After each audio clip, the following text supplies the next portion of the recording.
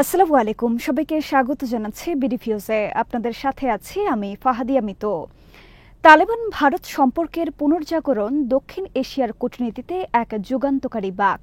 ভারতের মাটিতে পা রাখলেন আফগান তালেবান সরকারের পররাষ্ট্রমন্ত্রী আমির খান মুত্তাকি। 2021 সালে তালেবান কাবুল দখলের পর থেকে এই প্রথমবার কোনো শীর্ষ তালেবান নেতা দিল্লির মাটিতে আনুষ্ঠানিক সফরে এলেন। যে সফর একসময় কল্পনাতীত মনে হয়েছিল, সেটি আজ দক্ষিণ এশিয়ার ভূ রাজনীতিতে এক নতুন অধ্যায় রচনা করছে। গত বৃহস্পতিবার সকালে দিল্লিতে অবতরণ করেন মুত্তাকি, সঙ্গে 5 সদস্যের তালেবান প্রতিনিধি দল। ভারতের পররাষ্ট্র মন্ত্রণালয় উষ্ণ অভ্যর্থনা জানায় এই সফরকে। আগামী এক সপ্তাহ তিনি থাকবেন ভারতে। ভারতের পররাষ্ট্রমন্ত্রী এস জয়শঙ্কর সহ বাণিজ্য মন্ত্রণালয়ের প্রতিনিধিদের সঙ্গেও তিনি বৈঠক করেন। সফরের অংশ হিসেবে শনিবার যান দেওবন্দের দারুল উলুম মাদ্রাসায়। হিন্দুত্ববাদী বিজেপির মতে তালেবান মতাদর্শের ধর্মতাত্ত্বিক শেকড় যেখানে নিহিত। এরপর মুত্তাকি দেখবেন আগ্রার তাজমহল, যা তিনি নিজে থেকেই দেখার অনুরোধ জানিয়েছিলেন। কূটনৈতিক দৃষ্টিকোণ থেকে এই সফর একাধিক স্তরে গুরুত্বপূর্ণ। ভারতের সাথে তালেবানের এই নয়া সম্পর্ক এবং নয়া রাজনীতির অন্দরবাহিরের খবর জানাচ্ছেন ওয়াহিদ ফারুকি।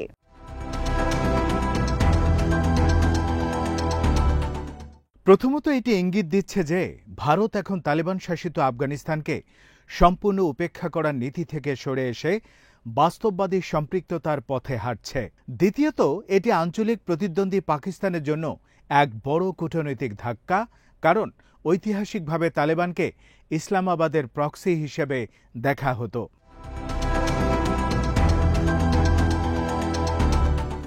তালেবান পররাষ্ট্রমন্ত্রী মুত্তাকির বিরুদ্ধে জাতিসংঘের নিষেধাজ্ঞা ছিল, তাই তার এই সফর সম্ভব হয়েছে জাতিসংঘ নিরাপত্তা পরিষদের বিশেষ ভ্রমণ ছাড়পত্রে, যা কেবল কূটনৈতিক আলোচনার উদ্দেশ্যে সীমিত সময়ের জন্য কার্যকর। এই অনুমতি ইঙ্গিত দেয় যে আন্তর্জাতিক সম্প্রদায়ও তালেবান সরকারের সঙ্গে সংলাপের দরজা পুরোপুরি বন্ধ রাখছে না। মুত্তাকি ইতিমধ্যে রাশিয়া সফর করে এসেছেন, যা তালেবান সরকারের প্রথম আনুষ্ঠানিক স্বীকৃতি দেয়া দেশ। রাশিয়া ও চীন সম্প্রতি মধ্য এশিয়ার প্রেক্ষাপটে আফগানিস্তানকে ঘিরে নতুন জোট গঠনের ইঙ্গিত দিয়েছে। সেখানে ভারতও অংশ নিচ্ছে। ফলে দিল্লির এই সফর এক বৃহত্তর আঞ্চলিক শক্তি সমীকরণের অংশ।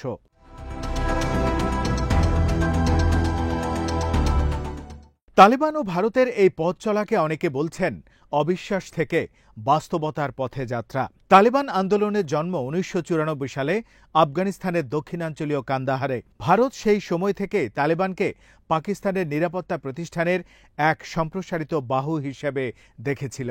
1996 থেকে 2001 সময়কালে তালেবান ক্ষমতায় থাকাকালীন ভারত কাবুলে কোনো উপস্থিতি রাখেনি, বরং ইরান, রাশিয়া ও উত্তর জোটের পক্ষে অবস্থান নিয়েছিল।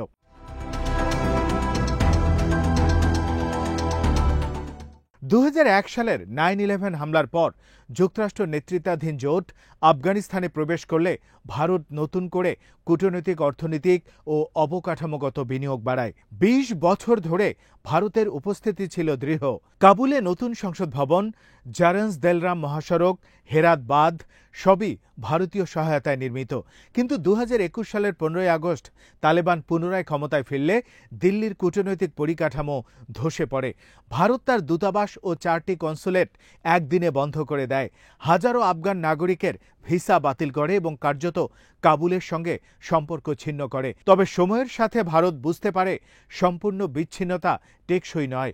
আফগানিস্তান কেবল ভারতের নিরাপত্তা নয়, তার মধ্য এশিয়া সংযোগ, জ্বালানি করিডোর ও চীন পাকিস্তান জোট মোকাবেলার জন্য গুরুত্বপূর্ণ। 2022 সালের জুনে ভারত টেকনিক্যাল টিম পাঠিয়ে কাবুলে পুনরায় উপস্থিতি স্থাপন করে। সেই থেকেই ধীরে ধীরে বিশ্বাস পুনর্গঠনের প্রক্রিয়া শুরু হয়।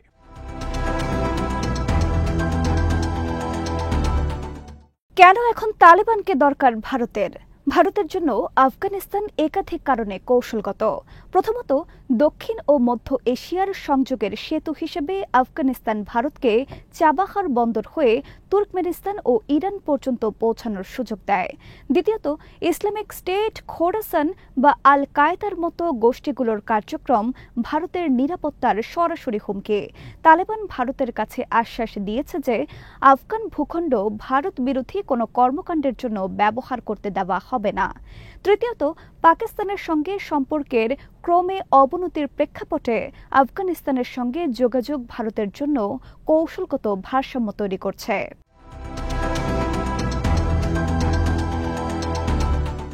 একসময় পাকিস্তানের পৃষ্ঠপোষক তালেবান এখন তার সাথেই সীমান্ত সংঘাত, সীমান্তে গুলি বিনিময়, এমনকি বোমা হামলা বিনিময়ের পর্যায়ে পৌঁছে গেছে। ইসলামাবাদ বারবার অভিযোগ করছে যে আফগান ভূমি পাকিস্তানি তালেবানকে আশ্রয় দিচ্ছে। তালেবান পাল্টা অভিযোগ করছে পাকিস্তান আফগানিস্তানের অভ্যন্তরে হস্তক্ষেপ করছে এবং সীমান্তে ড্রোন হামলা চালাচ্ছে। এই অস্বস্তিকর পরিস্থিতি দিল্লির জন্য সোনার সুযোগ। তালেবান এখন ভারতের দিকে ঝুঁকছে অর্থনৈতিক সহযোগিতা, মানবিক সাহায্য ও কূটনৈতিক স্বীকৃতির প্রত্যাশায়।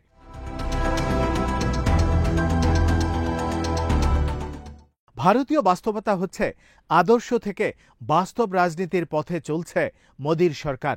ভারতের পররাষ্ট্র নীতিতে সবসময় এক ধরনের দ্বৈততা ছিল। একদিকে গণতন্ত্র ও মানবাধিকারের সপক্ষে অবস্থান, অন্যদিকে কৌশলগত স্বার্থে বাস্তববাদী সমঝোতা। মুত্তাকির সফর সেই দ্বিতীয় ধারার প্রতীক।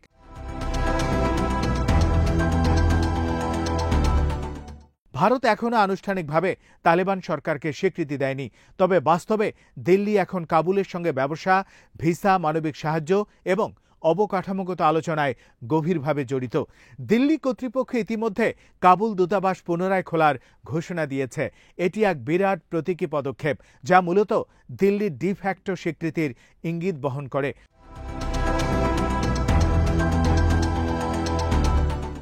জয়শঙ্কর মুত্তাকি বৈঠকের পর ভারতীয় পররাষ্ট্র মন্ত্রণালয়ের বিবৃতিতে বলা হয়, আমরা আফগানিস্তানের সার্বভৌমত্ব, ভৌগোলিক অখণ্ডতা ও স্বাধীনতার প্রতি পূর্ণ প্রতিশ্রুতিবদ্ধ। আমাদের ঘনিষ্ঠ সহযোগিতা আফগানিস্তানের জাতীয় উন্নয়ন ও আঞ্চলিক স্থিতিশীলতা উভয়কেই শক্তিশালী করবে।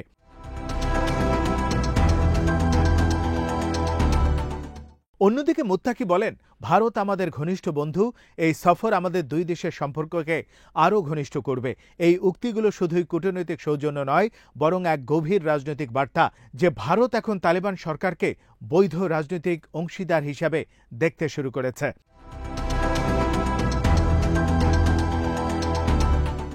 ইসলামাবাদ এই সফরকে একেবারে ঈর্ষান্বিত চোখে দেখছে, কারণ তালেবান সরকার একসময় পাকিস্তানের তৈরি কৌশলগত গভীরতা নীতির প্রতীক ছিল, কিন্তু সময় বদলেছে। পাকিস্তান এখন আফগান সীমান্তে টিটিপি হামলায় বিপর্যস্ত, আর তালেবান ইসলামাবাদের নির্দেশ অমান্য করছে।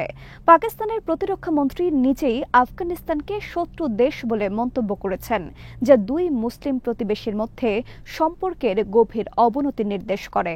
এই পরিস্থিতিতে ভারতের সঙ্গে তালেবানের ঘনিষ্ঠতা পাকিস্তানের কৌশলগত উদ্বেগকে বহুগুণ বাড়িয়ে তুলেছে। বিশ্লেষক ব্রহ্মা চেল্লানি বলেছেন, এই সফর পাকিস্তানের জন্য এক বড় ধাক্কা। এটি তালেবান শাসনের ডি ফ্যাক্টো স্বীকৃতির পথে ভারতের প্রথম দৃশ্যমান পদক্ষেপ। এখন দক্ষিণ এশিয়ার রাজনৈতিক মানচিত্রে এক বিপরীত চিত্র দেখা যাচ্ছে। পাকিস্তান ও তালেবানের মধ্যে দূরত্ব বাড়ছে, আর ভারত আর তালেবানের মধ্যে সংযোগ গড়ে উঠছে।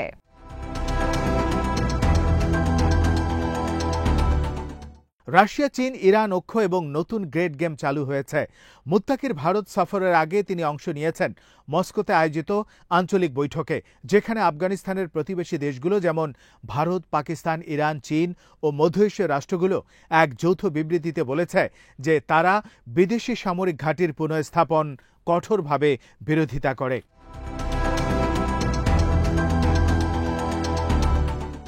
এই বিবৃতি মূলত মার্কিন প্রেসিডেন্ট ডোনাল্ড ট্রাম্পের বাগরাম ঘাঁটি পুনর্দখলের ইচ্ছার প্রতিক্রিয়া হিসেবে দেখা হচ্ছে। রাশিয়া ও চীন এখন আফগানিস্তানে নতুন করে প্রভাব বিস্তারে ব্যস্ত। মস্কো 2025 সালে আনুষ্ঠানিকভাবে তালেবান সরকারকে স্বীকৃতি দিয়েছে, আর বেইজিং ইতিমধ্যে কাবুলে নতুন দূত নিয়োগ দিয়েছে। ইরান ও তালেবানের সঙ্গে সীমান্ত নিরাপত্তা ও জলবণ্টন নিয়ে চুক্তি করেছে। এই ত্রিভুজীয় অক্ষ রাশিয়া, চীন, ইরান এখন দক্ষিণ এশিয়ায় নতুন গ্রেট গেমের একটি মঞ্চ তৈরি করেছে, যেখানে ভারতও নিজের প্রভাব ধরে রাখার লড়াইয়ে নেমেছে।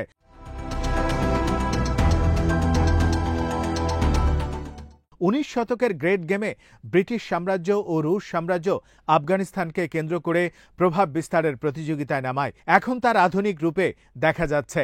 যুক্তরাষ্ট্র, রাশিয়া, চীন, ভারত ও ইরান প্রত্যেকে কাবুলে প্রভাব বাড়াতে চায়, আর তালেবান এই প্রতিযোগিতাকে ব্যবহার করছে নিজের বৈধতা প্রতিষ্ঠার জন্য।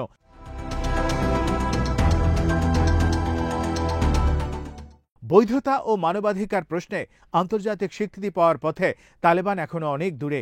নারী শিক্ষা, মানবাধিকার, রাজনৈতিক অন্তর্ভুক্তি ও সন্ত্রাসবাদ বিরোধী নীতিতে তালেবানের আচরণ আন্তর্জাতিক সম্প্রদায়ের উদ্বেগের কারণ। ভারতও এই প্রশ্নগুলোর মুখোমুখি হবে, বিশেষ করে কাশ্মীর ইস্যু ও ইসলামিক চরমপন্থার প্রেক্ষাপটে। দিল্লি প্রকাশ্যে মানবাধিকারের প্রশ্ন তুলবে কিনা তা এখনো অস্পষ্ট। তবে বাস্তবতা হলো ভারত এখন অভ্যন্তরীণ বিষয়ের নীতিতে হস্তক্ষেপ না করা ও কূটনীতির ধারা অনুসরণ করছে, যা তালেবানকে স্বস্তি দিচ্ছে।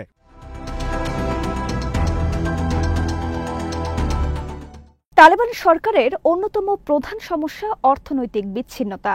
মার্কিন নিষেধাজ্ঞা, বৈদেশিক মুদ্রা প্রবাহ বন্ধ এবং বিশ্বব্যাংকের তহবিল স্থগিত থাকায় কাবুল কার্যত আর্থিক সংকটে জর্জরিত। এ প্রেক্ষাপটে ভারতীয় বিনিয়োগ ও বাণিজ্য তালেবানের জন্য লাইফলাইন। আফগান প্রতিনিধি দলে বাণিজ্য মন্ত্রণালয়ের কর্মকর্তারাও আছেন। তারা ভারতীয় ব্যবসায়ী মহলের সঙ্গে বৈঠক করেছেন। ভারতের বাজারে আফগান শুকনো ফল, কেশর এবং কার্পেটের ব্যাপক চাহিদা আছে। একই সঙ্গে তালেবান ভারতের কৃষি যন্ত্রপাতি, ঔষধ ও নির্মাণ সামগ্রী আমদানিতে আগ্রহী। ভারত ইতোমধ্যে আফগানিস্তানে কয়েকশো কোটি টাকার মানবিক সহায়তা পাঠিয়েছে, যার মধ্যে রয়েছে গম, ঔষধ ও ত্রাণ সামগ্রী। মোত্তাকির সফর সেই সহায়তাকে অর্থনৈতিক সহযোগিতায় রূপান্তর করার কূটনৈতিক প্রচেষ্টা হিসেবেও দেখা হচ্ছে।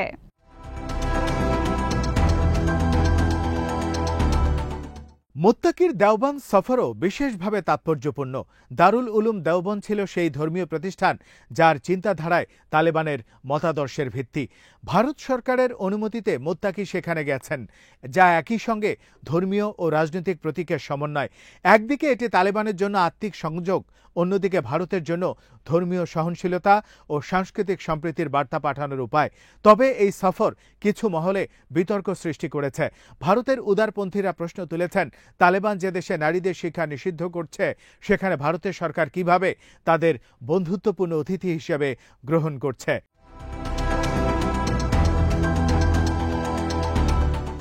আন্তর্জাতিক অঙ্গনে এই বিষয়ে সতর্কতা ও কৌতূহল বেড়েছে। ওয়াশিংটন ও ব্রাসেলস এই সফর নিবিড়ভাবে পর্যবেক্ষণ করছে। যুক্তরাষ্ট্র এখনও তালেবান সরকারকে স্বীকৃতি দেয়নি এবং মানবাধিকার লঙ্ঘনের অভিযোগে তাদের উপর নিষেধাজ্ঞা বহাল রেখেছে। তবে ভারত ও রাশিয়ার এই কূটনৈতিক সক্রিয়তা হয়তো পশ্চিমা দুনিয়াকে নতুন করে ভাবতে বাধ্য করবে। চীনও আফগানিস্তানে খনিজ সম্পদের সন্ধানে আগ্রহী।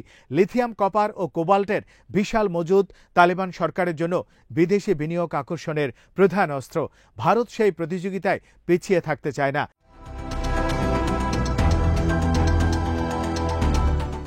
দক্ষিণ এশিয়ার নতুন ভূ রাজনীতিতে আফগানিস্তান এখন কেন্দ্রবিন্দু। একদিকে রাশিয়া ও চীন আফগানিস্তানের মাধ্যমে মধ্য এশিয়া ও পশ্চিম এশিয়ার সংযোগ মজবুত করতে চায়, অন্যদিকে ভারত চায় পাকিস্তান চীন করিডোরের বিকল্প পথ তৈরি করতে। এই বৃহত্তর প্রেক্ষাপটে মোত্তাকির সফরকে কেবল কূটনৈতিক নয়, বরং ভূকৌশলগত মাইলফলক বলা যায়। তালেবানও জানে তাদের বাঁচতে হলে আন্তর্জাতিক স্বীকৃতি দরকার এবং ভারতের মতো আঞ্চলিক শক্তি সেই পথে বড় সেতু হতে পারে। ভারত জানে আফগানিস্তানকে একেবারে ফেলে রাখলে চীন ও পাকিস্তানই শূন্যস্থান পূরণ করবে। এই পরস্পর নির্ভরতা এখন উভয়ের বাস্তবতা।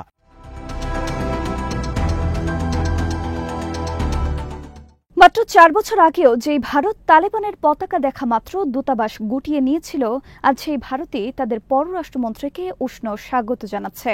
এটি কেবল কূটনৈতিক নমনীয়তা নয়, বরং আন্তর্জাতিক রাজনীতির কঠোর বাস্তবতার প্রতিফলন।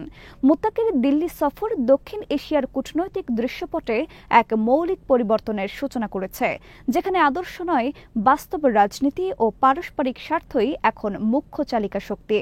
এটি এক নতুন বাস্তবতা, যেখানে ভারত ও তালেবান উভয়ই অতীতের তিক্ততা পেরিয়ে এক নতুন অধ্যায়ের সূচনায় দাঁড়িয়ে আছে। এটি এমন এক অধ্যায় যার পরিণতি নির্ধারণ করবে সমগ্র অঞ্চলের ভবিষ্যৎ, স্থিতিশীলতা, নিরাপত্তা এবং আন্তর্জাতিক কূটনীতির দিক নির্দেশনা। আজ এখানেই শেষ করছি। সবাই ভালো থাকুন, সুস্থ থাকুন আর দেখতে থাকুন বিডিভিউজ। চ্যানেলটি ভালো লাগলে সাবস্ক্রাইব করুন, সংযুক্ত থাকুন আমাদের ফেসবুক পেজে। আল্লাহ হাফেজ।